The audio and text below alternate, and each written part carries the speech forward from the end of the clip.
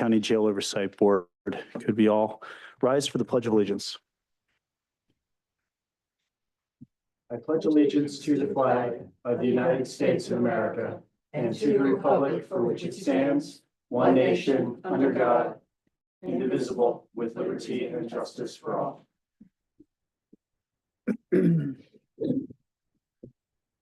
Our usual housekeeping items to start. We do have one member of the board who's joining us virtually today, Joanne Phillips. Joanne, can you hear us? Yes, I can. Thank you. Okay, excellent. And I also like to announce we did have a executive session yesterday to cover matters pertaining to public safety and certain personnel matters. Mr. Larkin, anything else you'd kind of add to the description? I think those are the two primary categories. With that, we can move on to the first round of public comment. As always, we have 2 rounds of public comment for our meetings. The first round pertains to items that are specifically on the agenda of today for consideration. And then we'll have another round at the end of the meeting that can pertain more broadly to matters associated with jail oversight. With that, if there's anyone who'd like to speak, please come forward. Please keep your comments to 3 minutes or less and give your name and address to start, or at least your municipality. Okay, hearing none, we'll move on to an approval of the minutes for February. Is there a motion to approve? We have a motion. Do we have a second? Second. Any comments or questions on the minutes before we move to a vote? Hearing none, all in favor? Aye. Any opposed? The ayes have it. We'll move to seek a motion to approve the reports from February. Is there a motion? I make a motion for the approval of the February reports. Thank you, Deb. Do we have a second? Second. Motion and a second. Any questions or comments on the reports? Hearing none, all in favor? Aye. Any opposed? They are approved. Okay, we'll move to the executive director's report for today. I wanted to comment on a few things. One, there's a lot of construction about to begin. Very excited to see all those improvements at the facility. We want to make sure that our staff there at all levels are informed of the schedule, what will be happening, and also the family members that visit. So we are working with the warden to get some signage and information on a regular basis out to people about what will be impacted, how people will be impacted, and how exactly all these projects that are going on, some will be simultaneous, will impact people so that they are informed and know what to expect with those projects. So we look forward to getting that information out to people. I also wanted to follow up. We had a mention at last meeting about how on the Jail Oversight Board, we did have some employees that had volunteered to serve. And while we cannot have employees on our board, we do want to put together information sessions where the Jail Oversight Board can go out to the facility and talk with employees, again, from all levels, and understand their interests and concerns and comments. So looking forward to working with the warden and getting that established. And by next month, hope to have some meeting dates scheduled. And that will not be a surprise visit. We can make a scheduled visit so people have the opportunity to prepare to visit and get as many people as possible to visit those. And those are my updates for this evening. Thank you, Director O'Malley. With that, we'll move to the warden's report for today. Warden Williams. Thank you very much. And I'd love the opportunity to welcome our newest board member, Ms. McDonald. It's nice to have you join us. Thank you very much. For those that celebrate, we are also in the season of Lent and also Ramadan Mubarak for those that observe and celebrate. For our monthly statistics, this morning, our population for the facility, 1,102 incarcerated persons, which is a decrease of 34 from last month's meeting, which is absolutely the right direction that we are heading in terms of sustainability of all of the upcoming construction projects that Executive Director O'Malley just briefly mentioned. In our weekender program, we had 16 participants. 9 of those were first timers and 6 were female. You can see the look back on our commitments and discharges. And again, as always, we are reporting out the times in which we do not offer full recreation to the housing unit. We are nearing almost 3 years of being able to have recreation of the full population, which is definitely something that we were striving for in the original transition from the previous correctional management firm to county management. For our statistics related to our census snapshot, again, you can see gender remains consistent. It is the blue category is our total population, orange is male, the gray is female on that left-hand side, and then sentenced versus pretrial. Again, maintaining consistency, averaging approximately 88% of those that are not sentenced and within our custody. We are maintaining consistency in terms of age as well as race and ethnicity within our population. We did see a slight increase actually with those that are in advanced age. And I know that that has been something that has been evaluated and commented on by members of Delco CPR as well, is as the population continues to advance, being considerate of what the independent needs of those population might be. So we are, of course, always monitoring that. Before I continue my report, this is typically where I provide some behavioral health statistics as well as MOUD. As you are all aware, the JOB as well as County Council supported a 1-year contract extension with WellPath as our correctional healthcare service provider within the institution. Our health services administrator, Kristen Grady, I did ask her to come and provide some contextual background on her department. It is an imperative one for the operations within the institution. And so this will be an opportunity not just to highlight the hardworking staff within the department, but really give people an opportunity to see the wide breadth and variety of services that are provided within the institution. And when she concludes, I'll hop back up here and then continue with my typical presentation. Kristen?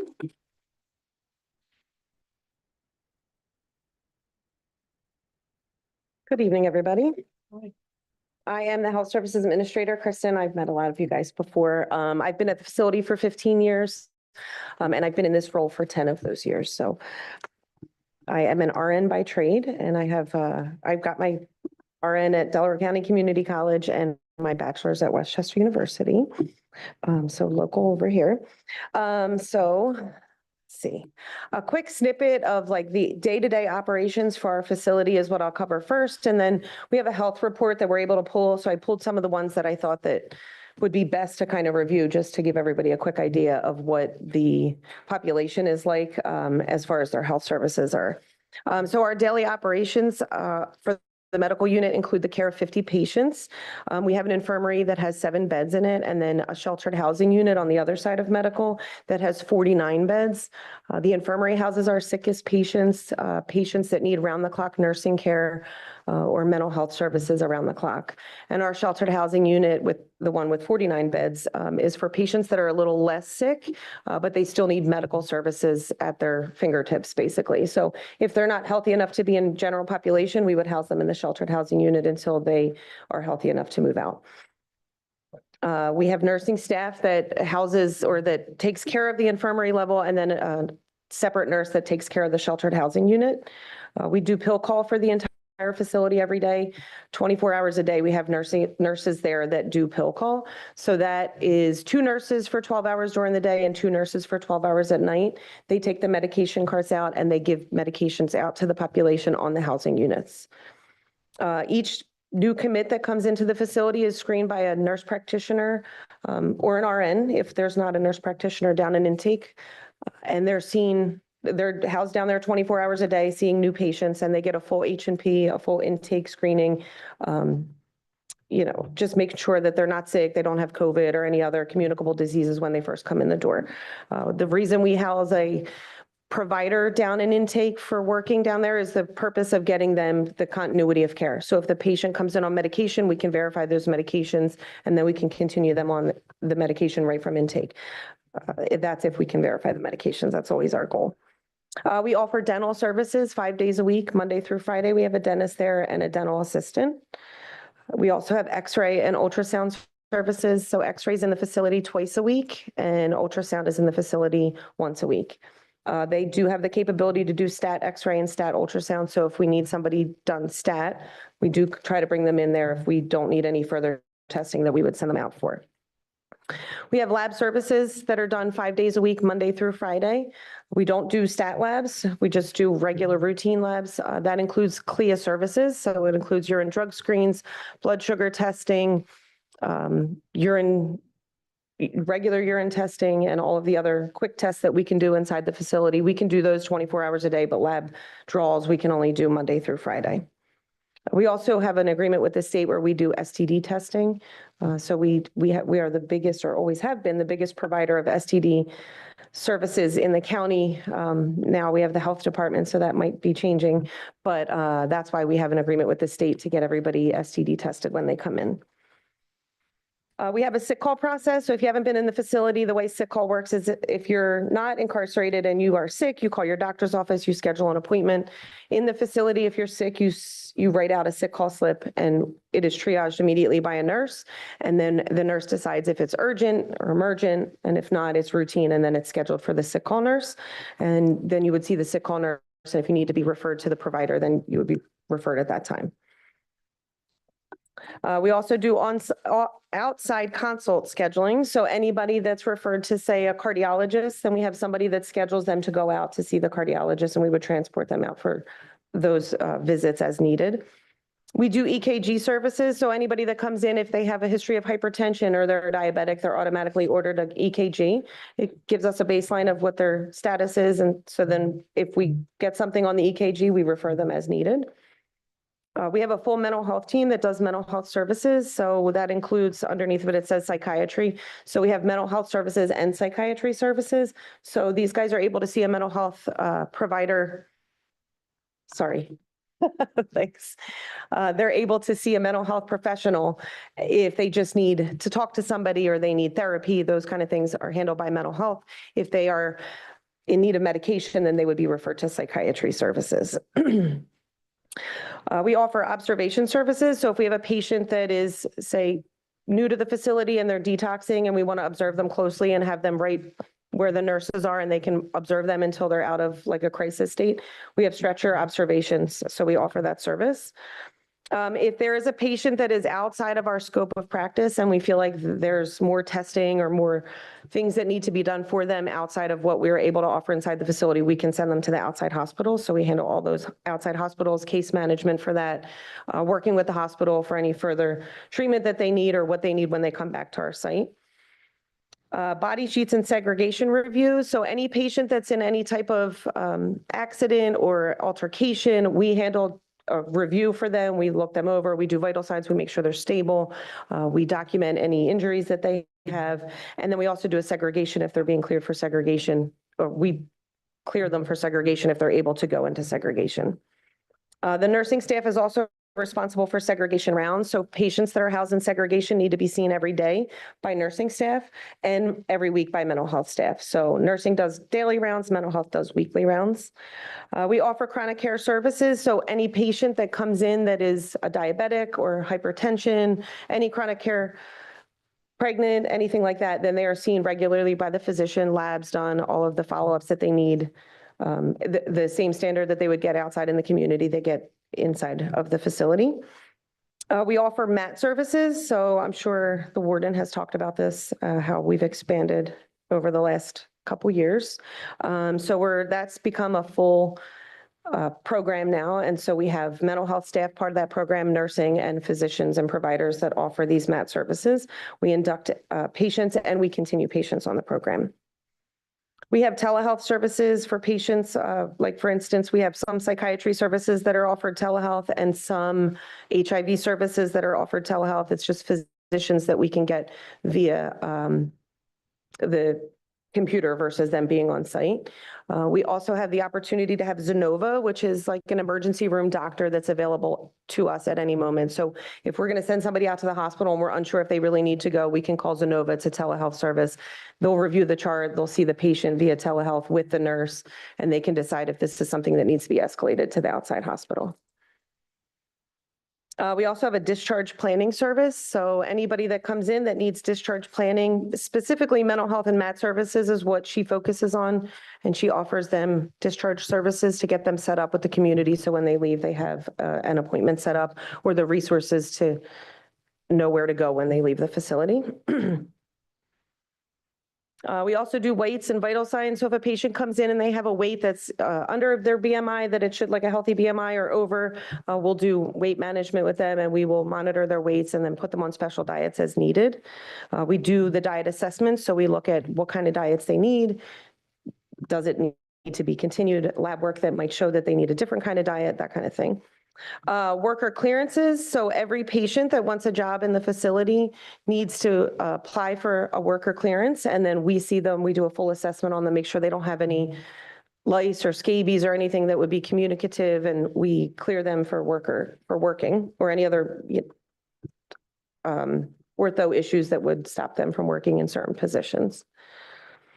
We also manage the medical supplies, the sharps, the DME, which is durable medical equipment, and office supplies for our department. Medical records maintenance, we do have an electronic medical record, but it does require a medical records clerk that scans in any outside records and then monitors anything that is coming in or out of the record. We have emergency response. So anytime there's an emergency anywhere in the facility, the department will respond. Usually several nurses together and a provider will go and assess the patient and then treat as needed or bring them back to the medical unit if they need to be brought back. We also have walk-in services. So if a patient is sick and it's not something that can wait for sick call, or they have like chest pain, that would be something that we would do a walk-in service for. Then they are sent down to medical and they're seen by the nurse that's on staff right away and assessed. We also handle detoxing and withdrawal services. So any patient that comes in, if they're detoxing from any substance, then we will put them on a detox protocol. And then they're seen by nursing staff 3 times a day with a full assessment and medications. We offer diabetic services. So that includes things like they see optometry every 3 months, I think it is. And then they see podiatry for things that happen with their feet because they're diabetic. So we won't do any treatment there for their feet.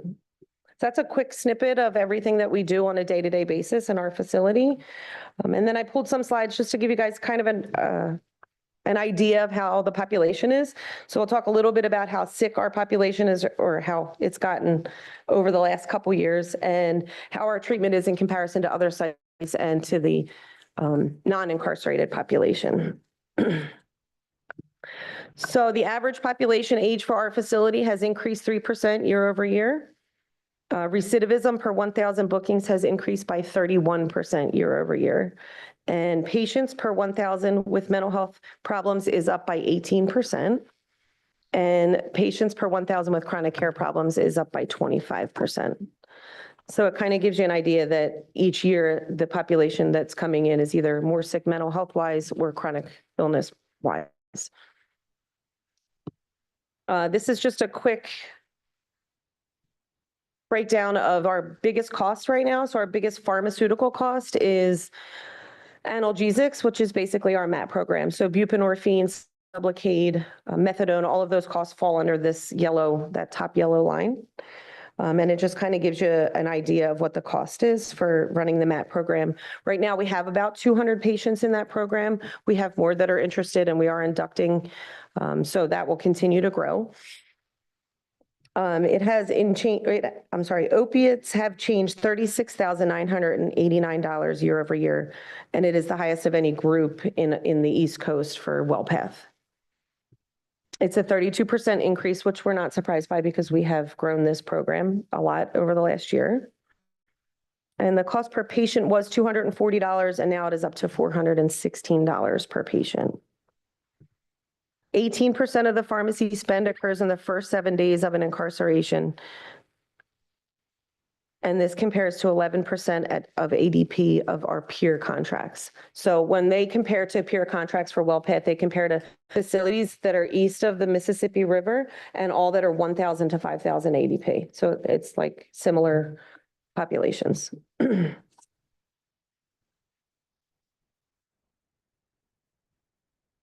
And how's our treatment in comparison to other sites and the non-incarcerated population? So this is a HEDIS. HEDIS is like the standard that they use for Medicare and Medicaid outside, in the outside community, not in the incarcerated population. And it just gives you an idea of what the next two slides are, what the outside world expects and then what our population is coming in like. So it'll give you an idea of like how sick these patients are, what they're good at being compliant with and what they're not good at being compliant with. And it kind of gives us an idea of what we need to focus on when our patients come into custody. HEDIS only captures patients that are incarcerated for greater than 30 days. So it won't look like the full census here because 3,184 is certainly not the full sentence, but those ones that fall into this HEDIS categories and have been incarcerated for 30 plus days will fall into these categories. So we rank 71st in the size in our cohort from 1,000 to 5,000 ADP, and that's for size. We rank 69% in our location in the Eastern region. And we rank 100% in our cohort and location. So it's basically a combination of the yellow and the orange. In other words, we are 100% compliant in comparison to the other facilities when we compare to location and size. I'm not getting that last part. See, you're 100%. We're ranking at 100% in comparison to the other sites that are equal to our facility size. You're saying percentage, but are you saying rank? Sorry. It's okay. I'm sorry, say that again. You're saying, I don't We understand. rank 100, sorry, not percent. Yeah. The percent is what was throwing me Yes, off. So sorry. just remove percent. You're saying Yes, 100. 100. We rank at 100. We're in the 100th ranking. So Out it of how doesn't say many? percent. That was my How mistake. many are in that? I don't know. I can find that information out. I don't know because these studies come from WellPath and I don't know how many sites they have, but I can ask and find out. Yeah, I mean, okay. It'd be helpful just to understand in context. If it's 100th out of 100 or if it's 100 out of 5,000. Right. I'll find out. Excuse me, Yes. did I hear you mention dialysis treatment? Dialysis. Yes. We don't do dialysis treatment on site, but we do send patients out for dialysis treatment. Okay. This next slide is a quick snapshot of our facility demographics. Again, it's only patients that have been here for 30 days or more, and it's captured on HEDIS. So it only captures it by what HEDIS is measuring. The first slide is 224 is the current population that falls into behavioral and neurodevelopmental disorders. 644 was for the whole year of 2024. And then 130 currently and 440 for the entire population for 24. And that was diseases of the circulatory system. And then the bottom one is for the endocrine. And that's 36 currently and 131 that are for the whole year. On the right side, it's just percentage of active population by length of stay. So you've got the first 4% is 21 to 60 days. The second one is 60 to 90 days, which is also 4%. 90 to 180 days is 10%, and then greater than 180 days is 83%. So most of our sick patients basically are staying there for more than 180 days. And then it goes by cohort. Underneath of that, it's by age cohort. So under 25 is 8%, 25 to 20, sorry, my handwriting here is very small. 25 to 34 is 24%, 35 to 44 is 30%, and 45 to 54 is 20%. 55 and older is 18% of the population. That's the active population currently. Yes. I have a question. Mhm. When you say percentage of active population by age cohort, is that the universe or is that just those treated in your services? That's just our facility. The lighter, are you talking about the right side or I'm the? talking about the right side, percentage of active population. What is that telling me? Are you telling me that under the people that are under 25, 8% of them are seen in your services? Yes. Okay, so that is the healthcare subset of the total. Yes. Now, how do those percentages, and maybe I don't want to put you on the spot, but how are those percentages of folks being treated compared to the percentages of the populations in those age cohorts? Outside of the facility or just inside? Inside. Ask it again. So if people under 25, if 8% of them have been treated somehow in your facility, what is the percentage of people under 25 in the universe at this facility? So that percentage I had on the initial slides, but Okay. it might have been helpful. So the population is about 14.5% of our current population is under the age of 25. Got it.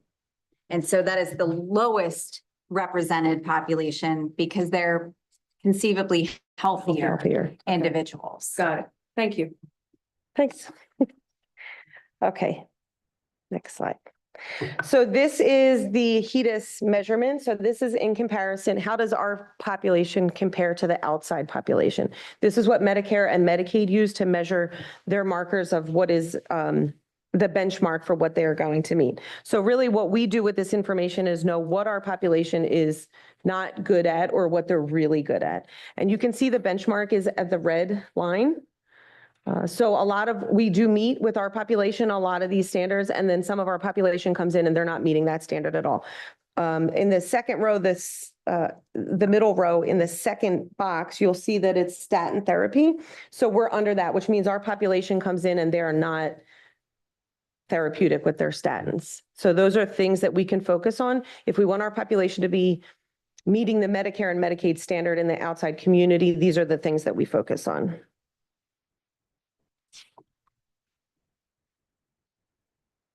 And then this graph is just to compare us to the other sites that are the same size as us east of the Mississippi River.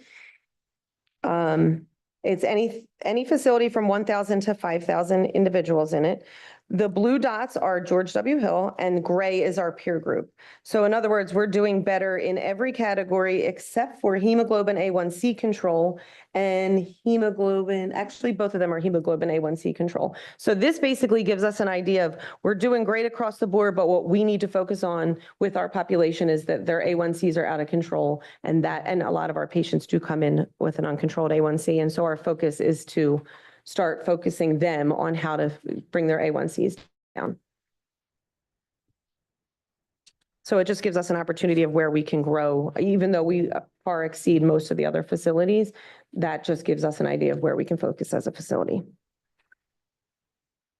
Any questions? Kristen, I just two earlier slides. You mentioned that the services provided, and you said that stat labs aren't done. So if folks that need stat labs, do you call a service or do you automatically send them to an ER? We typically send them to the ER. Okay. And then question two, and I think we talked about this earlier regarding the population at Georgetown. I think it was related to health. The percentages of things that increased with some of the population, some of the unhealthy states.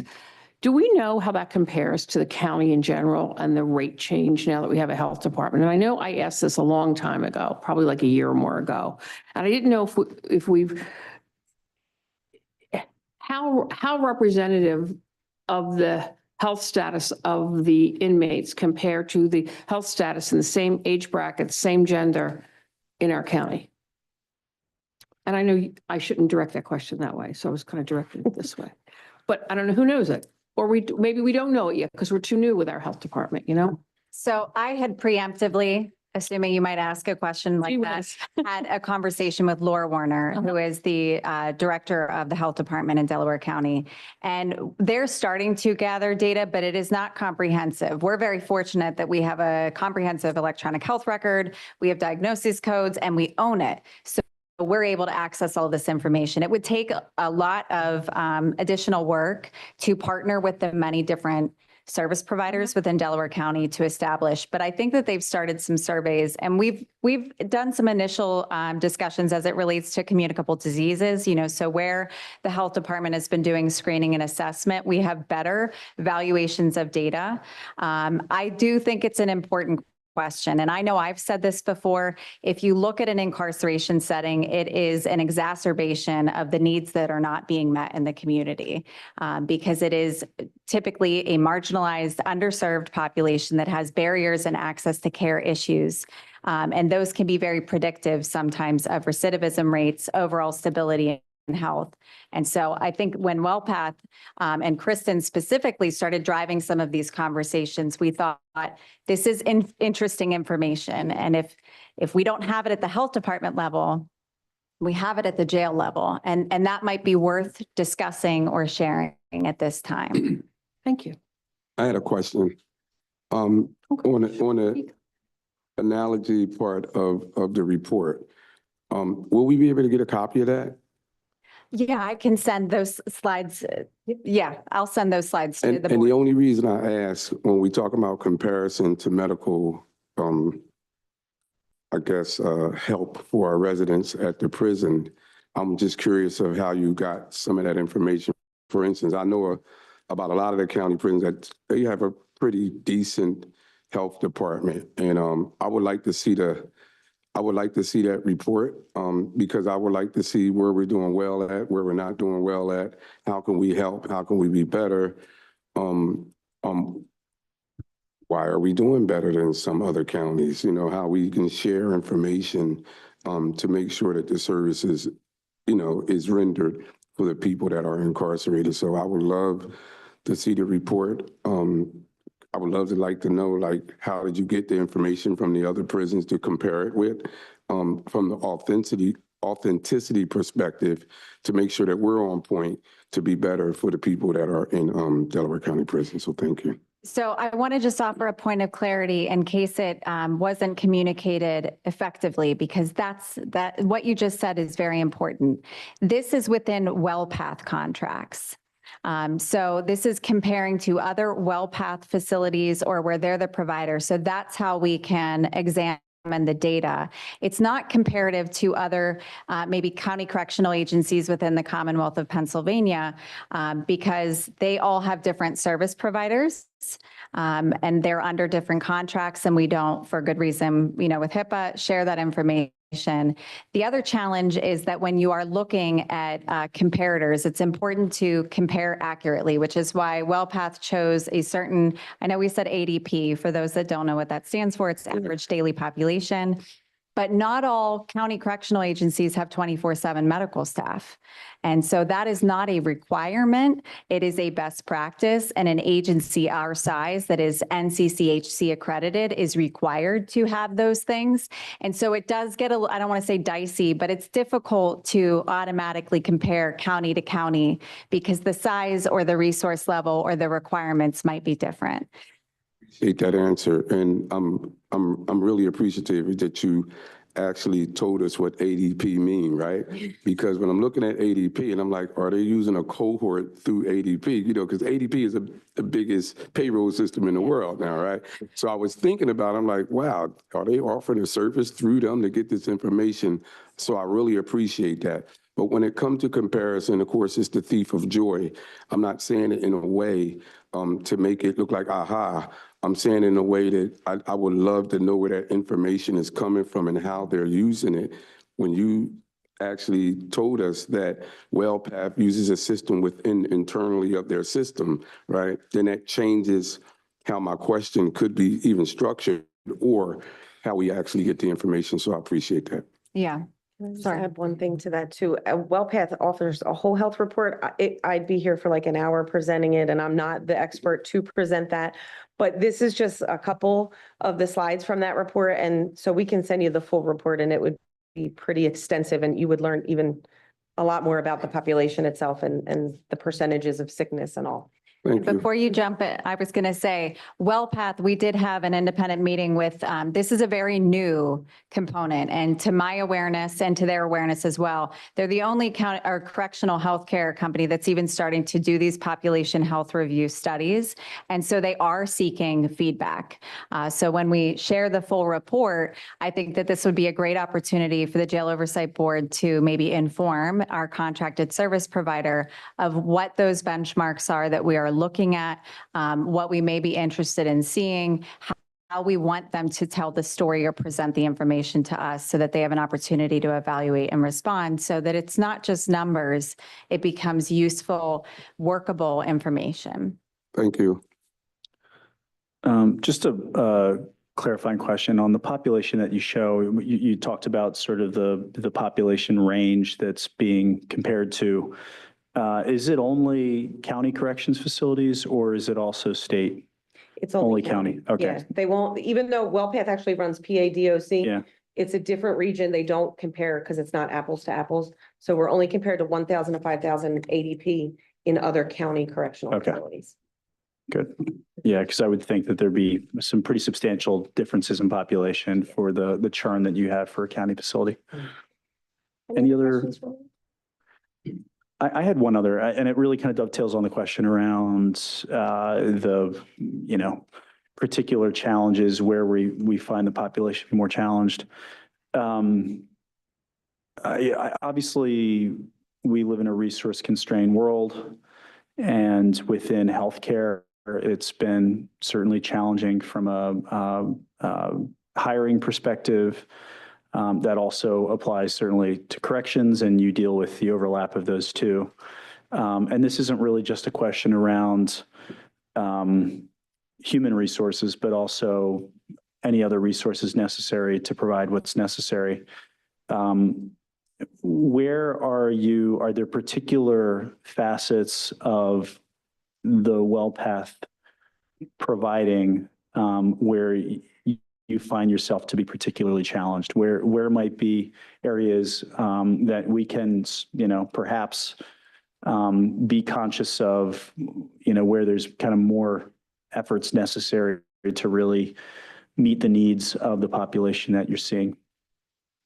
I don't know if you want to take this. I have some thoughts. Go ahead. No, I don't really have a whole lot of thoughts. What I was going to say was that we did kind of talk about it with the new contract and what we needed to grow in the MAT services. And I think that's our biggest challenge right now, but we were approved for that staff. So I think that we'll be able to rise to the challenge of continuing to induct. So that's really all I had, unless I'm missing something. One of the other things that Kristen has really come up very creatively is, and this is not in any way to minimize what is done on site, because as you could see, it's an extensive amount of services, but we're not a hospital. And so we are limited by not having everybody be ACLS certified. We don't have continuous and constant cardiac monitoring. The resources in general are very different within a correctional facility. And so Kristen's been evaluating what are our highest need or demand for offsite consults? How might we explore partnerships with entities that could come into the institution, which is going to do a number of things, hopefully reduce wait times for appointments, reduce the amount of offsite transports, be preserving for staff. I thought it was an incredible idea that she had. And then additionally, you had mentioned the stat labs before, really evaluating what are those missed gaps. We're still meeting the need because we're sending them, but how do we do this maybe better or more efficiently? And so earlier, we were talking with Fair Acres. How does Fair Acres handle this? This agency, while we transitioned 3 years ago, we're really still working on being embedded as a county department and making sure we're streamlining resources, looking at efficiencies and partnerships to provide what we really want to in terms of quality care, mitigate risk, and meet the needs of a population that is coming to us, unfortunately, with a number of different challenges, not just their adjudication process, but anything else that they might be dealing with. And how do we restore them to a stability of health before they're released into the community? So I'm very thankful to have her and her entire team. They're so focused and dedicated on this. They quite literally think about how do we do better or different all the time. And it's been wonderful to really start to see a lot of these things come into fruition. You kind of partly answered my last question, which is sort of dovetailing on the same one that I just asked, but it's around transitioning into the community. And if obviously we're always looking at ways that we can find new partnerships and find service providers outside the jail that we can seamlessly transition into. But are there areas that day to day seem to be the most challenging, where we perhaps falling short of where we'd love to be in finding the right, sort of transitional partners? I think in terms of not so much mat services, but there's plenty of that and it's great, and not even maybe some mental health, like more psychiatry. I think in terms of like cardiology, neurology, all of those medical is where we're struggling to get outside consults scheduled and to get people set up for outside once they're leaving the facility. And I think that's a challenge in the community for regular citizens as well. You know, if you call a neurologist, it's going to take you several months to get in. And so we have that same challenge there. And so I just think that is what we see day to day. Yeah, and look, obviously it's a timely question as well as we deal with what's going on with Crozier and how that ultimately shakes out over the coming months. All right. Anything else for Kristen? Thanks, guys. Thank Really you. great information. Appreciate the update. So I don't know if I'll get those slides to you this evening, but very soon, so that you guys can have the report and hopefully give us some feedback. Diving back into what I typically provide more specifically, and on one of those slides where we have a number of individuals coming in that are non-compliant, we see that with those that have some of the most profound or serious mental illness coming into incarceration as not meeting those Medicaid compliance measures. And while we are not bound by Medicaid compliance measures, it's just simply a benchmark to look at that's objective and doesn't ever change. We are consistently seeing individuals who have not been in services specific to behavioral health coming into incarceration. So you can see that, again, we have 65% of the population are diagnosed with any mental illness, so at least one medication code in the ICD-10 that fits a behavioral health disorder, 44.82%. So we had a climb within the last month with serious mental illness. And again, I've always included those codes or diagnoses on the right-hand slide so that people have a better understanding. In terms of medications for opioid use disorder, so 192 present as of today that are currently in custody. So earlier, Kristen had referenced, nearly 200. She's very accurate. We serve more than that in a calendar month because of the transitions in and out of the institution. And so you can see that we are continuing individuals. Methadone increased, those that were coming in already on methadone from the community, continuing with buprenorphine, inducting to buprenorphine, as well as continuing those long-acting injectables. So we are continuing to expand services. We have groups that are running. We are recruiting for a CRS, which is a certified recovery specialist within WellPath, to assist us with maybe some people that aren't even captured in this because of their transition timeframes coming in and out of the institution, and making sure that we're extending some services and warm handoffs. For Employees of the Month, we wanted to congratulate Colleen Gilmartin, academic instructor. She had a landmark achievement in terms of GEDs that she has personally assisted students in her career at the facility in earning. And so very, very well timed for her being nominated. Angelo Lester, who is one of our newer correctional officers, demonstrating a lot of different vigilance in his role, as well as motivation to learn different areas. And Sergeant Sheena Mason, who was nominated for being somebody who's been very supportive of staff and ensuring that our newer staff that are onboarded are appropriately trained and supported in their duties and functions. So wanted to extend a congratulations and thank you to each of those staff. Also wanted to include our years of service, and while all of them have dedicated quite a bit of time within our institution, wanted to give a particular shout out to Correctional Officer Luann Law, who has an incredible 37 years of continued service at this agency.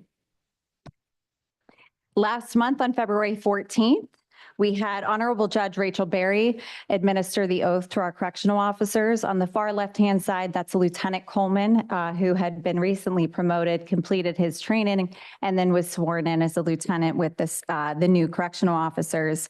We began a class on March 3rd, and we have another graduation that's scheduled on Friday.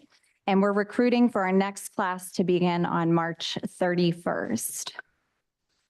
Wanted to also acknowledge and celebrate 3 additional internal promotions. They are currently in training as their role, so they're not officially independent sergeants, but Sergeant Abdulkader Saduki, Sergeant Darrell Vinay, Sergeant Joshua Waugh, they were all promoted as of March 3rd, 25, and they were previously correctional officers. And then we wanted to make sure that we publicly thanked and acknowledged Philadelphia County. So the Philadelphia Department of Prisons, we've been working with a bit more closely recently. We're fortunate that we have a connection. Their commissioner, Michael Resnick, previously worked with Delaware County. So we attended an immersive de-escalation training with the Philadelphia prisons as well as Temple Police Department last Wednesday. Major Richard Leach and Captain Carrie Platt were representatives for our agency to be able to experience what that technology looks like. And then additionally, we had Lieutenant Jared McCafferty and Instructor Damon Lodeholt, who is also our Assistant CERT Commander, go through a CERT instructor course, which was a week in length. And again, that was hosted locally at Philadelphia Department of Prisons. That was hosted by, or the training supervisor was Brian Clark, who's with TJA Use of Force Training, who has a multitude of certifications and was able to provide their direct expertise during that. Capital improvements. We are in construction, and as Executive Director O'Malley had indicated, we are going to find hopefully some creative solutions for doing outreach, keeping individuals informed as much as possible, either with signage or with briefings that we will be providing. Of course, during the Jail Oversight Board meetings, I'll be keeping everybody updated. And then if necessary, we'll also be putting any emergency alert notifications within our website. So I do want to make sure that people are directed, that we will be putting, if there are some extenuating circumstances, or if we might have an impact to operations, that will be one of the best sources as well to let people know. So if they have visits scheduled, they can always go to our website, make sure that we don't have any changes impacting us in the day-to-day. So our project for the HVAC unit replacement as well as the roof recoating is underway. We began with the administration building because that was the first roof that was completed. That project has been ongoing while the unit or the work crews have also been internal in the secure facility working on the electronics and controls. Systematic phasing has been developed with WTI Tremco and Elliott Lewis to complete the work. As I'm sure you can imagine, there is so much planning and preparation and communication that has to go into every facet of this. We will need to move housing populations in order to be able to install the new units. So while I won't go into the granular details, I want people to feel reassured that there will be no one working or living in an area where we have shut down the HVAC system, that it is going to be very important that we relocate or redeploy staff to different areas to make sure that they are still being housed safely and in humane conditions, and that our employees aren't subjected to that as well. The contracted work crews will be in those areas, but wanted to make sure that that was very clear. The much larger security systems project, which is what we've been referring to this for a long time, but to revisit, this is security systems, communication devices, master control upgrades. It will be panel control upgrades, cameras. It's a full multitude of enhancements of the agency to really bring us to industry standards of what many other correctional agencies were built, so that people can effectively or more effectively perform their duties and functions. Site mobilization is anticipated to start on April 30th. So I think during last month's meeting, I said in May. They've given us an April 30th start date, and this will effectively start phase 1. We have 10 total phases of this project. Phase 1 is going to be the longest for completion. And there's a number of reasons for that. It is the variety of areas that it will be addressing. This is our foundation for the larger work that's being done throughout the institution. And so it's going to take the most time. We're also going to ensure that when we're working in our very first housing unit to replace locks and install cameras, that we're doing all of the appropriate testing, and we're evaluating to make sure this is exactly what the county has contracted, because it is such a significant expense, that it's meeting the needs and the demands of the agency, and that we're able to get staff appropriately trained throughout this entire process. And so it makes sense to have our foundation be the longest length of time.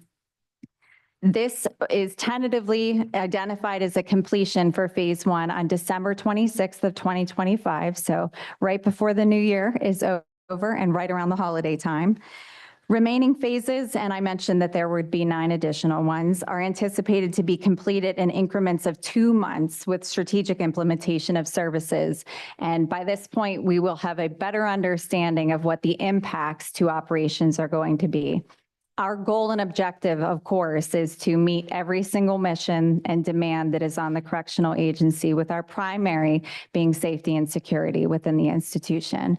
We also recognize that we have an enormous amount of partners within our department, such as the Healthcare Services Department, programs, educational services. We work with the courts. We have legal visits. We have program or social visits. We have family members that are going to come. Our goal is to be able to continue to maintain operations with minimal disruptions. That is the goal. We hope to be able to achieve it effectively every single day, but do want people to be aware this is going to be an extraordinary time for us. It will be worth the investment and the frustration when we come out of this at the end of the 27 months of this total project. We will be so much better, stronger, and more efficient for having gone through this.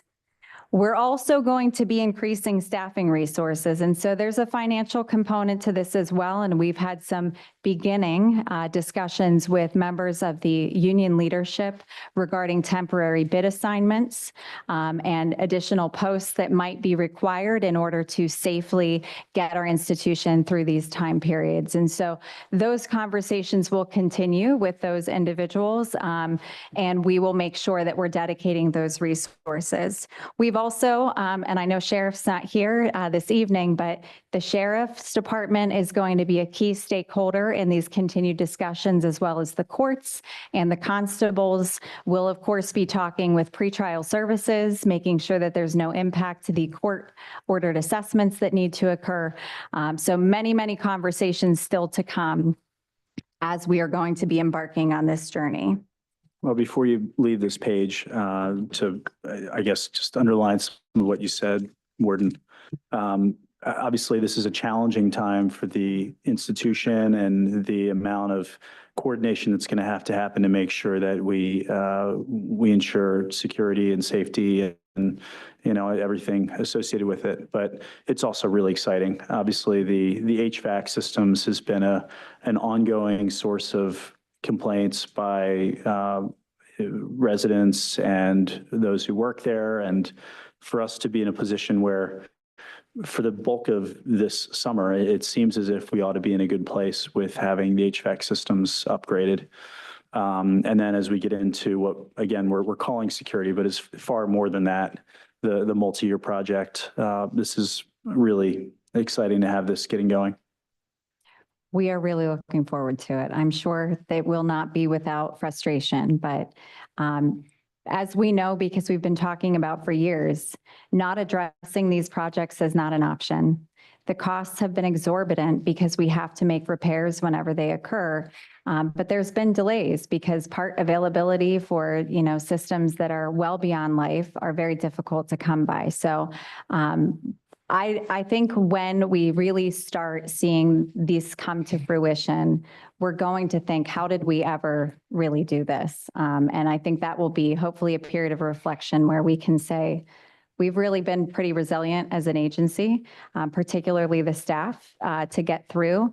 And this will be reaping rewards that have been a long time coming. Well, I appreciate the methodical nature in which we're going to be going about this and the planning that went into it. It obviously took a while to really get to where we are and kicking this off, but it's because it requires a degree of coordination that's pretty extreme. Mm-hmm. So this item is related to the Farm Shop Award. 2 months ago, it was the December 10th, 2024 meeting.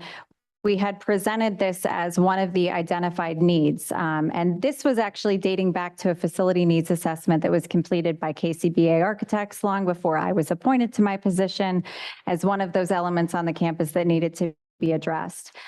So in 2024, as part of the county's capital budget, of which the Department of Public Works manages, the design was approved to pay for the design, and that was done by Lynn Architects. And then in the 2025 capital budget, the construction for this project was approved.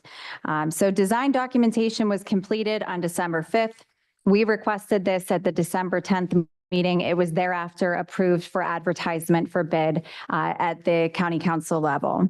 The pre-bid conference, and so we always go by county procurement standards. The Department of Public Works, as well as purchasing, is always embedded within any of these procedures that we do. And we had our pre-bid conference on January 8th. We had 8 independent contractors who participated in that. It was not a mandatory on-site, but they were actively engaged. They wanted to be able to survey the site. Bids officially opened, were opened on February 12th of 2025, and then a bid de-scope meeting took place on February 25 of 2025. The recommendation from the committee, of which is again involving George W. Hill, the Purchasing Department and Public Works, arrives at EA Roofing Company LLC as having met the project qualifications and being determined to be the lowest responsive and responsible bidder. If this is supported to progress forward, it of course has to be evaluated and approved for this expenditure from from capital funding from Delaware County Council, and that would take place initially at March 18th preliminary agenda meeting and then be confirmed hopefully at the 19th public meeting. If this is approved and pending fulfillment of all requirements for Concord Township, the project will actually begin on March 24th. So very soon, and right before that other large project. This one is 3 months in duration with an anticipated completion of June 13th of 2025, which would give us at least one other project that needed to be completed done, and allow us to have necessary storage that we are lacking within the institution for expensive equipment, as well as another volume of items that are used within this area and structure. And so again, this is predominantly, though this is not the only parts of this, the roof replacement, the soffit, the turrets that are disintegrating and severely challenged. And so if there are any additional questions from board members, I'd be happy to answer those, but I'm very hopeful that with your support, we can present this to County Council next week. Is there a motion to support the approval by County Council of the Farm Shop Award contract? I'll make the motion to support the approval of this project. Thank you, Controller Phillips. I'll second. Thank you, Ms. McDonald. With a motion and a second, are there any questions or comments for the warden on this contract or its awarding? Hearing none, all in favor? Aye. Aye. Any opposed? Yes, Thank you. thank you, Warden.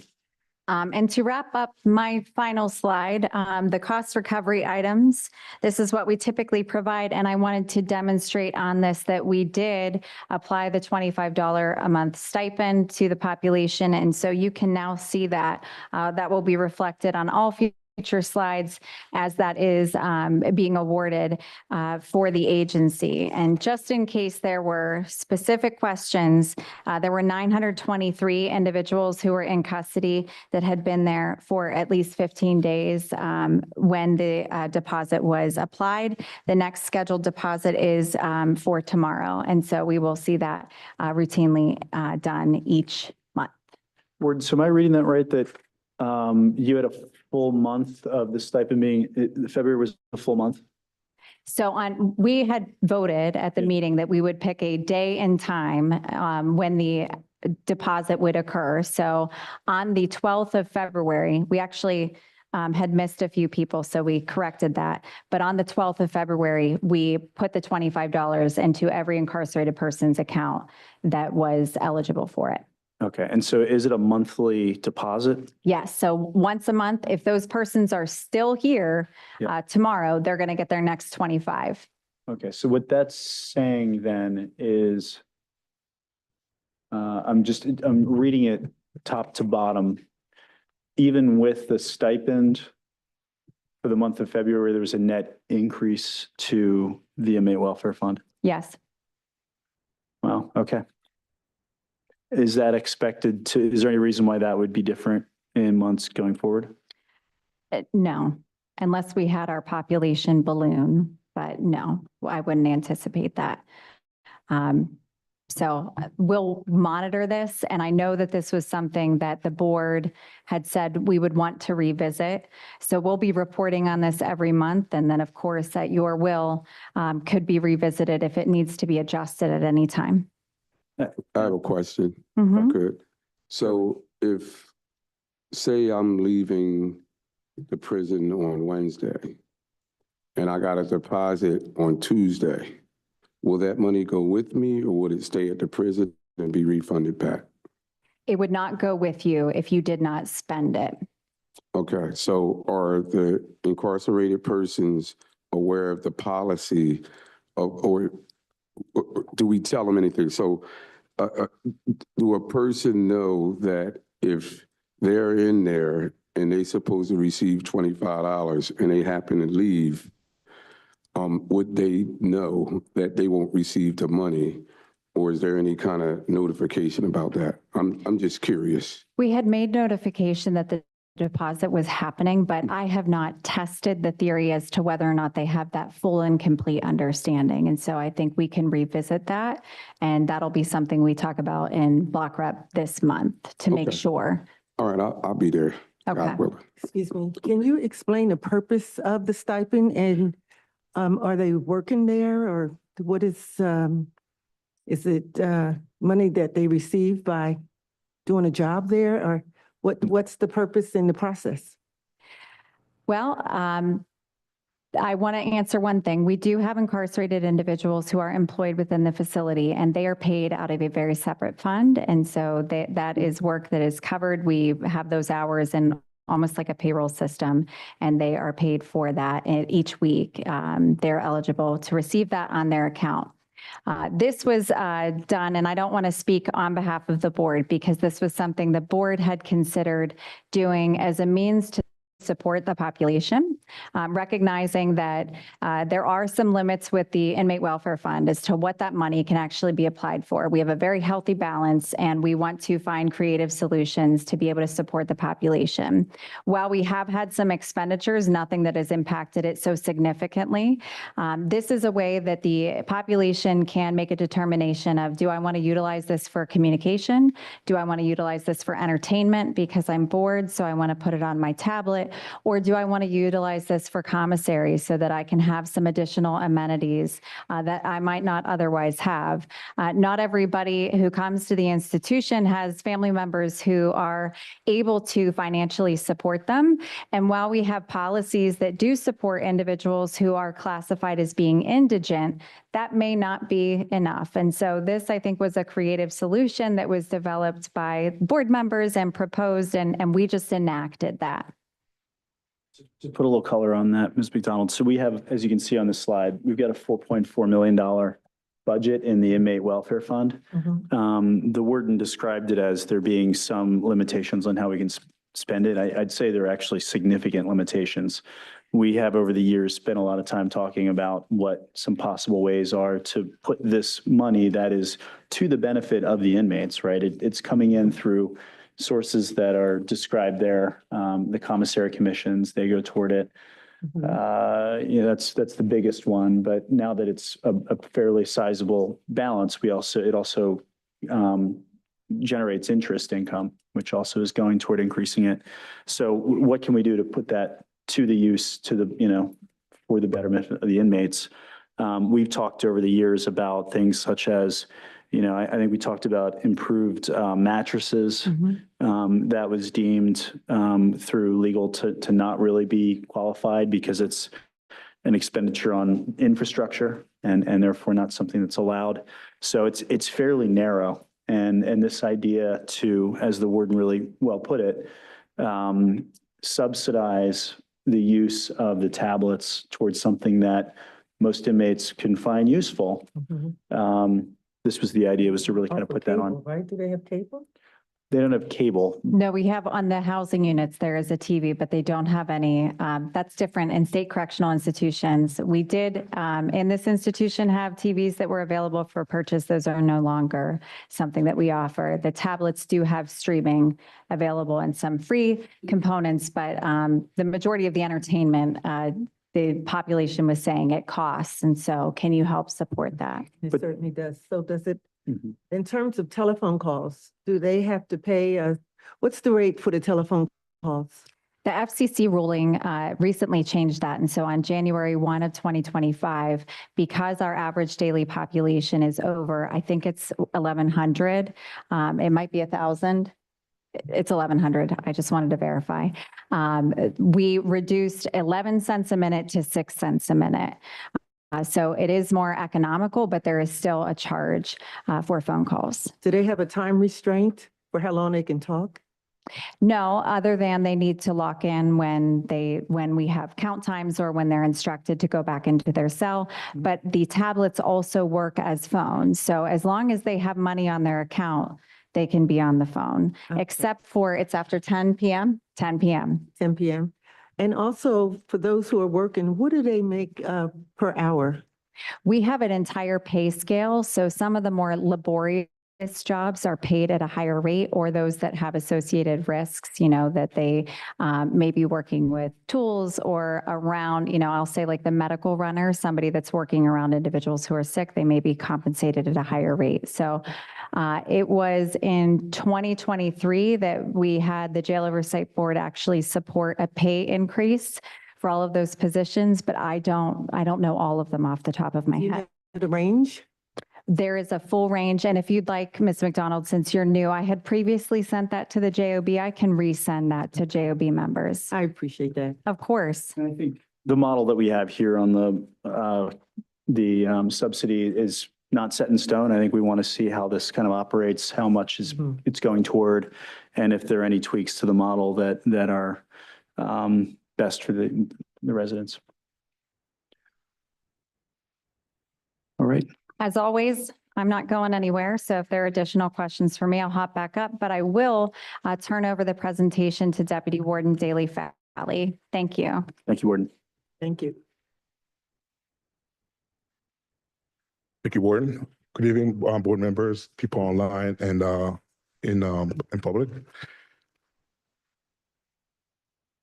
So the GED graduation rate for February increased to 67%. It was in January was 52%. Congratulations again to Colin Gil Martin, who had a landmark achievement on working on 100 IP to receive their GED. For the month of February, the incarcerated population had a chance to observe Ramadan. 149 participants are currently enrolled in Ramadan. Board members, Mr. King donated 64 current Quran and 11 different Islamic templates. And we made that announcement on the Black Rec meeting on February 28th. Mr. King came to our facility to observe Juma on February 28th. And then we also announced it on the tablet earlier in March. Staff and Apia also had the opportunity to observe Ash Wednesday on March 5th in partnership with Father Ionel from St. Catholic Drexel Hill and Deacon William Rashman from the Nativity Blessed Mary. And thank you so much, Reverend Dunn, for coordinating it. So just a reminder, March 26th is our volunteer training for new volunteers and volunteer recertification. So if you haven't registered, please reach out to Perry Montero or Reverend Dunn, and they can enroll you into it. Our second annual career fair and resource fair is scheduled for April 24th, 2025. Like we did last year, several career-friendly employers will be attending. If you guys are interested to attend, please register. Please reach out to John Skruski at skruskij@co.delaware.pa.us or Keith Moore from EDSI at keithmoore@edsi.com. Like always, we are hiring. We're looking for 3 case manager, 1 substitute counselor. We're still hiring for the SUD federal grant, 1 central file record, and a wetness coordinator. Before I pass it to Kelly Shea, who's our program administrator, reentry, any question from the board? Yes, I have one. Good. Have the incarcerated persons of the Muslim community received the literature that was donated to them? They have access to the literature. I have to, I think they might have requested to the chapter. I have to confirm how many how many of them requested it. Okay, so this is I believe, the 8th day or 9th day of Ramadan. And I was just wondering if they had an opportunity to get it, so they can actually use it during this holy month. So I was just waiting for an email just to see if they have received it from Sarah or from Chaplain Dunn, and I haven't gotten one yet. So I'm just curious if you guys have made the connection with the internal imam, that literature had gotten to the people, to the incarcerated people, men and women. I know that internal imam is a conversation with the chaplain, and I know they had a conversation regarding the literature. Like I said, they do have access to it. I don't know exactly how many was donated or how many IP was interested in there. So we do it per request. I was going to say, we got information out that they need to submit a written request either through the tablet or handwritten. I'm going to email both Sarah and Chaplain Dunn to confirm how many have been distributed, and we'll get you that information. Okay, I really appreciate it. And let me just ask one question. How long does it take? Okay, so if a person put a request in, say you get 30 requests, right? And they have to be responded back to, right? Then after they responded back to, somebody has to get it to them or whatever that looks like. Now, I know just from my experience of some things that I know about in prisons that could take a week or 2, right? And I'm just saying, is there another way that it can be done faster? So by the time they get the material and Ramadan is over, there's no benefit for them? No, so usually when the request is in, we have a volunteer coordinator that monitors the tablet for the request. He literally has 7 days, but he's really good. He has a fast turnaround where he responds to it and then provide the information. So once he identify who needs the Quran, he works closely with the chaplain, and then the distribution will happen. Is that the same process for the 413 pieces of reading material that I donated also? So Correct. Okay. And so the hours of operation within the chaplaincy department, I'm not speaking into the mic, I'm sorry. We have both Reverend Dunn, who starts earlier in the day, and then Perry Montero, our volunteer coordinator, comes in the evening as well. And so we have a long amount of time to be reviewing the requests and getting the materials. But it's, to your point, the information is all you're seeking, and we'll get you the exact number of what's been distributed. So I have one more question. I know there's a policy and a process and a procedure. Is it, if anyone of the, I guess, guards or sergeants or lieutenants or anyone that wanted to help, is that possible? Can they help in that process? Or is that something we just have to go through the protocol of the channels to make sure that they get the materials?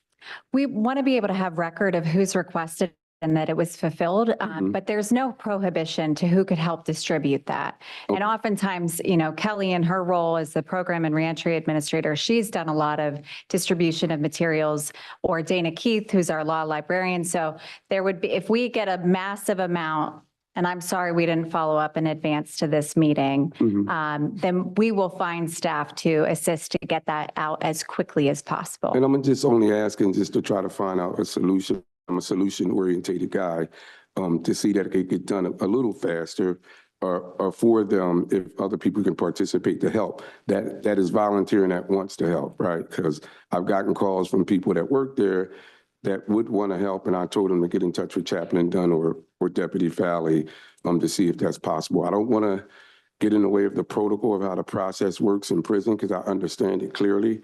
But I'm just saying, like, it's only maybe 2.5 weeks left, like almost 3 weeks left.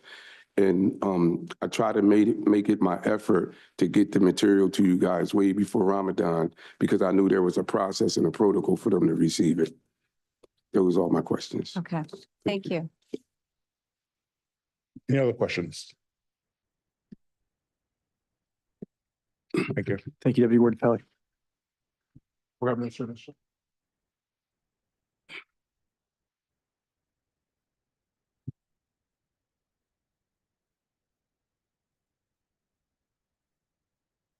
Good evening, members of the board and the public. Thank you for the opportunity to share reentry program updates for the month of February. We are currently in week 7 of New Leash on Life. For new viewers and our new member of the board, Ms. McDonald, New Leash on Life is a 6-month career readiness program where dogs are rescued from a shelter and brought to live with the population for 12 weeks. During the first 12 weeks, ideally, each dog has 2 handlers. The handlers are responsible for training and caring for the dog. Additionally, the handlers participate in 4 classes a week. After 12 weeks, the handlers are paroled early and placed in a paid internship for the next 3 months. And the dogs will have hopefully found their forever home through the New Leash on Life adoption page. In the month of February, the women participated in 3 basic animal care classes, 5 dog training classes, 5 job readiness classes, and 4 life skills classes. Grant funding will support New Leash on Life for the next 2 years and can serve 72 participants in 6 total cohorts. We did start small with our pilot group, and moving forward, each cohort will have at least 12 participants. And as you can see in the picture, each cohort of dogs has a theme. We have a fruit theme, so we have banana, mango, and kiwi. And just a side note, banana, mango, and kiwi are rescue dogs from the California wildfires. I understand the program's been very popular on the cell block. It has, and really well received by staff. It's kind of incredible with just seeing a dog and petting it, how it could change your day. And the women who are not officially in the program but are on the pod, they play a big part in the training and caretaking too. Other grant-supported programs, the First Step Workforce Development Program is a 4-week course taught by community service provider EDSI. On February 6th, cohort 22 completed, and 5 men successfully completed the course. February 10th, we began cohort 23, and 6 men signed up for the course. We are in the 28th month of facilitating the First Step program. In total, 90 participants successfully completed the course. Of the 90 participants, 25 have been placed in employment training or employment, and thus far, successful completions graduates have an 8% recidivism rate. And to say that, it's fair to note that some participants have been released for 25 months, where some have only been released for 2 months. Our third reentry grant-supported program, Delco Reentry, had 3 new participants in the month of February. Delco Reentry is administered through Public Health Management Corporation. PHMC staff collaborates with participants to develop an individualized reentry plan. Participants meet individually with a peer specialist and reentry case manager bi-monthly.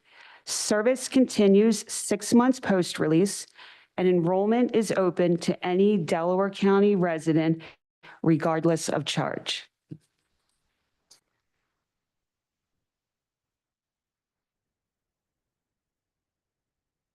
And this month, we implemented a new workshop in February, supported by EDSI and PA CareerLink. The Opiate Workforce Recovery Workshop provides an introduction to their program, which is offered in the community. The introductory workshop includes job readiness and life skills, resume service, discovering career fields, interview practice, budgeting and credit score insight, and recovery support. Workshop participants can officially enroll in the community program during incarceration and continue support for up to a year post-release. Enrollment benefits align with our First Step program, which include personalized career coach, direct employer connections, work attire and tools assistance, and covered costs for application, tests, certifications, and on-the-job training. The workshop was piloted with the medical assisted treatment participants. And moving forward, the workshop will be facilitated monthly, serving our MAT population and PrEP participants. And as you know, PrEP is our in-house substance use disorder program.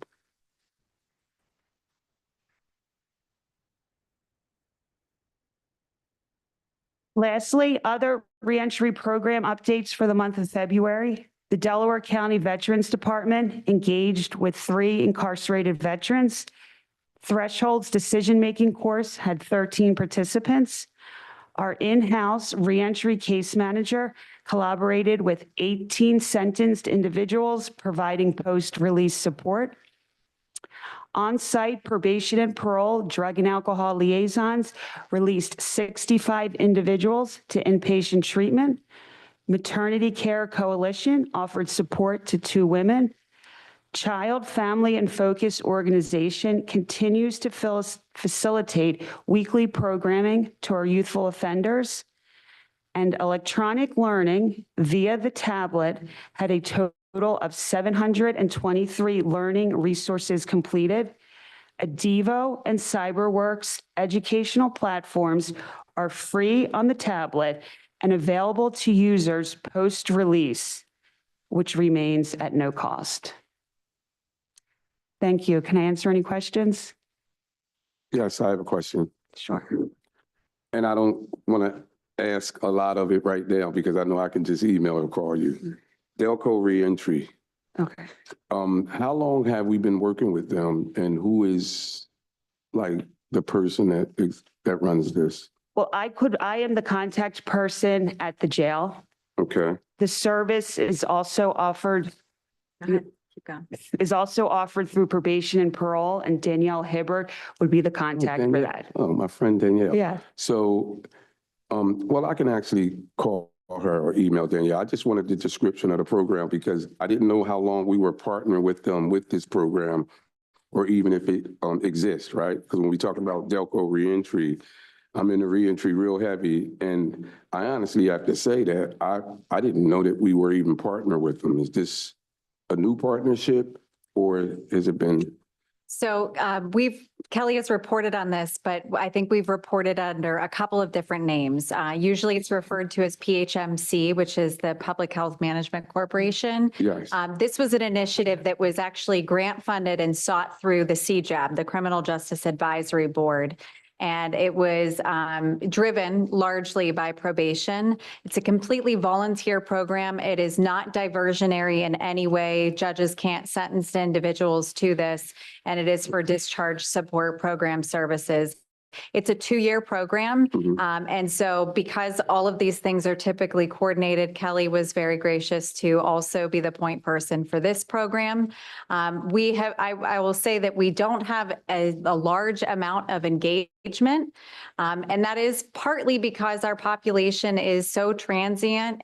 We do not have very many people who are sentenced, and when they are, they're typically involved in other reentry services and they're linked to care. So this is one of those initiatives where there's outreach done and they indicate what services may be offered, and we're kind of catching them on their way out of the institution. But Danielle would be a great follow-up for you, especially if you or your organization wanted to have some increased either awareness or engagement and follow-up. Well, not real. I mean, I have a relationship with Danielle and the probation officer, no question. I was just curious how long we were engaging with them, because I know it was a few different things because I've asked questions about it months ago. And this is where sometimes we get kind of like, I guess I want to use the word, we kind of don't know.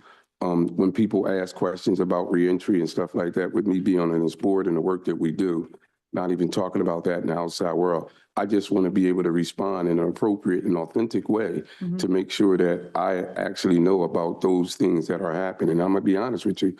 I am trying to find out how long we've been engaging in it, and I've never really got an answer because I asked before. I believe it was March of last year is when Yes, we yep. actually engaged in this program. Okay. I'll have to verify that date. It might have been the end of March, but I'm nearly certain that's when the grant officially started. Okay. Thank you so much. I appreciate it. Thanks, Kelly. Good seeing you. All right, if nothing further for the deputy wardens, if there's any new business from board members?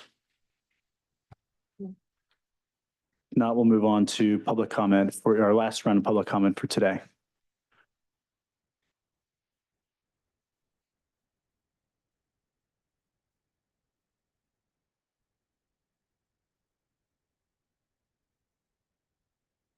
Kimberly Brown Cowan. That was a good, well-paved slideshow. Hopefully other employees can see that slideshow as well. Madam, you keep asking about what's the biggest problem with WellPath at the prison. Again and again, it is the MAT service program. It needs to be under control. Right now, it is out of control. It needs to be given out to the inmates earlier in the morning, not during shift change, because it caused a lot of commotion on the unit. Ms. Grady had mentioned that there's 200 people currently on the MAP program, and there's others that's interested in being inducted. So you're trying to tell me that if I'm in prison, I can sign up to get Suboxone? There has been a lot of people being inducted. So inducted meaning as you can be in the prison and picking up an addiction in the prison.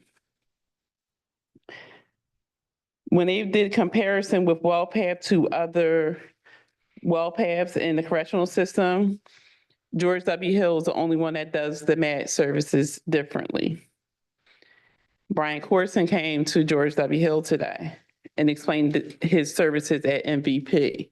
The way he runs his MAT program is that clients have to be getting a urine test when they're on the program. And that's something that was very shocking, which I think anyone that's on the MAT services should get urine tested to make sure the program is working. The sick call process, I was hoping Ms. Brady be more enlightening in detail with the sick call process because I'm confused. Ms. McDonald, I'm glad that you asked about the stipend. Unfortunately, and I feel as though it's unfair for the warden then to go in detail with the stipend because there was no notification that goes out. They didn't even know they was getting it. And there's stipulations with the stipend program that haven't been told. And this stipend program is also at her old jail in Allegheny County. There needs to be a committee on the oversight board. When you look at other oversight boards, jail oversight board, there's committee. If employees cannot be on the committee, employees cannot be on the board, at least for them to be on the committee as communication with the board as a whole.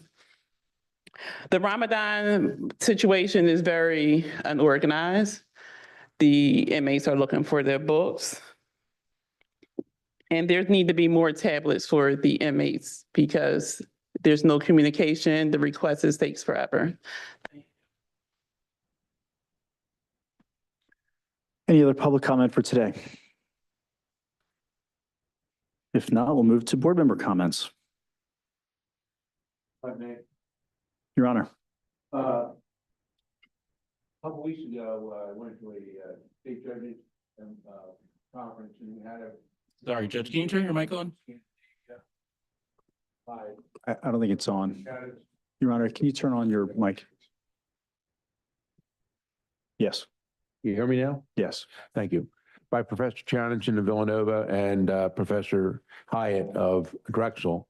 And I think most of us here know that there's a Little Scandinavia program at Chester, SEI. A number of us have toured that. Obviously, there's a difference between an SEI and a county institution, both because the county institution tends to be more transient and not have as many people serving sentences. And obviously, the longest sentence generally is 2 years. But I think there's some things we can learn from looking at Little Scandinavia that we might be able to apply here in Delaware County. And I think we have a unique opportunity now that we're going through basically some major renovations to try to implement some of those. So I'm hoping we can move forward. And I've talked to others about this, and I think there is some general support for that. The other thing I would like to say as a member of the Board of Judges is, and I've said this before, and I know these things will take time, is that I would like to work towards a work release program. And that's something that's understandably has been on the back burner while we deal with all the other problems we have. But again, on behalf of the Board of Judges, I think a work release program can benefit the residents and also give them some money which they can pay some perhaps support obligations, which will benefit their families and their dependents. So that's what I just want to thank you very much. Thank you, Your Honor. And I think we've talked about this before, but there are facets of the Little Scandinavia model that are being contemplated for this this work that's going on through the security project. And perhaps the warden can, we can talk about it the next meeting. Any other board member comments? I wanted to add on to the executive director's welcoming of Ms. McDonald to joining the board. And not to put you on the spot, but if you'd like to just maybe say a couple words about yourself and what led you to being appointed by the executive director. I'll be happy to. Thank you for welcoming me into the board. I have spent the last 30 years going in and out of state institutions, working with lifers to bring about changes that affects the society and community in a positive way. I happen to be the executive director over a program called Community Forgiveness and Restoration. It's a faith-based reentry program where we help folks who are coming home from prison. We help them with all kinds of resources to help them to become whole. We have workshops, 6-week workshops at Temple University. And we've had a lot of success. We have life coaches and, a whole slew of positive things. But I was interested because most of what I do is based in Philadelphia. And I wanted to do something here in Delaware County to contribute back and to serve our community. I'm a former council member in Yaden, and I'm presently the chair of a political party. And so I'm here to serve and to help. I had some very, very good relationships with the administration at Graterford / Phoenix. And all of my experience that I've ascertained, I would like to share it here and be a help and a support to our community. Well, we are certainly thrilled that you put your hand in the air and you volunteered to join this board. Thank you, Ms. McDonald. Unless anything else from board members for today, I'd entertain a motion to adjourn. Do we have a motion? No, I didn't get the motion. Sorry. Do you want to make the motion, Raheem? Yes, I'd like to make a motion to adjourn. I'll second. We have a motion, a second. All in favor? Aye. Any opposed? We are adjourned. Thank you all. Thank you.